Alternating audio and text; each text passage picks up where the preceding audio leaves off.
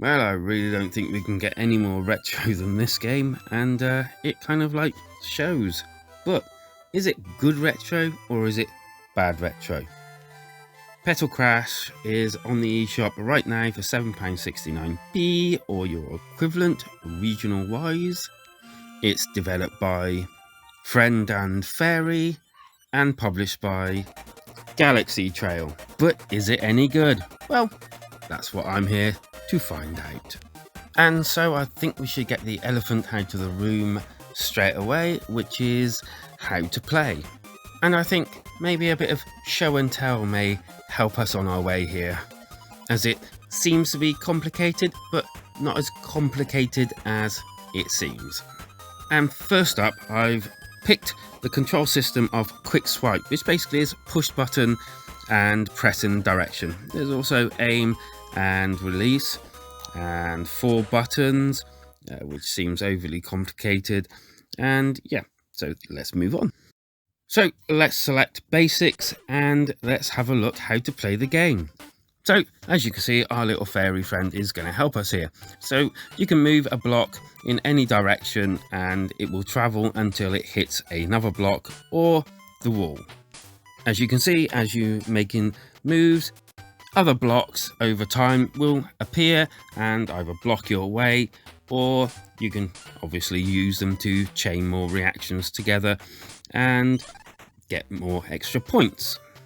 And there's even a grow button so that you, if it's advantageous to you, can grow them and, again, get more points. And then as you can line them up next to each other and then use one block and have a massive chain reaction. And this is the biggest part of the game.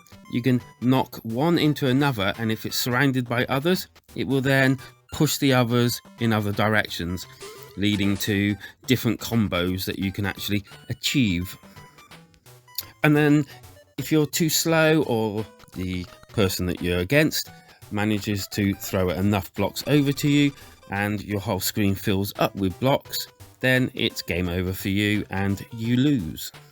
Okay, so after all of that, the menu system is pretty simple. It's again retro, and basically it's set out so you have solo play, which has a number of different modes inside.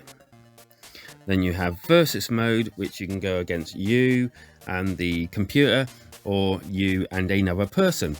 And then you have puzzle mode, which is basically puzzle board and a puzzle editor, so you can actually make your own puzzles, which is pretty cool. And then configure and the tutorial again at the end, along with controls and the like. So let's select play solo. So you have story mode, time trial and turn trial, which are pretty self-explanatory. And let's jump into story mode. So as soon as you actually enter story mode, you get loads of little characters here, all with their own story. I mean, loads and loads of story and dialogue is within this game. And yeah, okay, it's a nice little story. And then you've got a little extra menu. So you've got difficulty. This is actually a really hard game. Playing it on master, wow, I tip my hat to anyone. I played it on medium and it was hard on that. So then up comes your character and a load of dialogue, which you can either skip or you can read. Each character has quite a varied and large story behind them. And then on top of that, you get the actual story as you're going along. And so each person you defeat, you'll get one of these blossoms there. And basically you have to collect them all, sounds familiar, in order to, I presume, win the whole entire game. I haven't beaten the whole entire game yet, and let's move on. So each character, you'll have dialogue between you and an enemy character, and basically that it will carry on until you actually enter the game. Then there's like a tug-of-war type thing, I guess, and then you start playing. So the screen split up into two, and you are basically trying to pass blocks onto the other person's board as you try to actually clear your board of its blocks itself. Okay, so all that over and done with. It graphically is a very retro game, extremely retro game. If you're not into that sort of palette and look, then this probably isn't your sort of game. Sound wise, kind of like sounds a bit like Zelda, the old Zelda. Again, very retro, but I don't know, it's kind of like got a little charm to it that's quite nice and calming to itself. But is it fun? Well, yes, it is a nice little fun puzzler. I kind of like the fact that you're actually playing against someone, almost like you're battling another character, instead of like, I don't know, like Tetris and some of the other games that you get to play that are kind of puzzle games, where it's just one screen and you against yourself. I like the fact that, you know, you have to play against a computer or another person, and I like the fact there's a massive story within this. It's fun.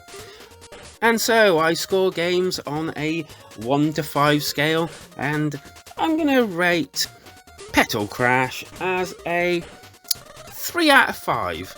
Yeah, so it's very retro, everything's very old schooly, and that's nice and all that lot. And there's a big story here, all carried out with individual characters with their little story sides to add to the main story, with the addition of loads of different modes and a multiplayer mode. There's quite a bit of value to be had from this game. For me, I think I can see me playing the multiplayer side rather than the actual single player side more, as at the end of the day, yes, you've got these different stories, but in the end, after the story, it's all just doing the same thing. So, what are your thoughts? Did you enjoy it? Are you going to pick it up? Let me know down in the comments. And I'd like to say a big quick shout out to all my new subscribers. Thank you very much, and I hope I do you well. And hit that like and subscribe button, and remember, keep it cheap, keep it switch heads.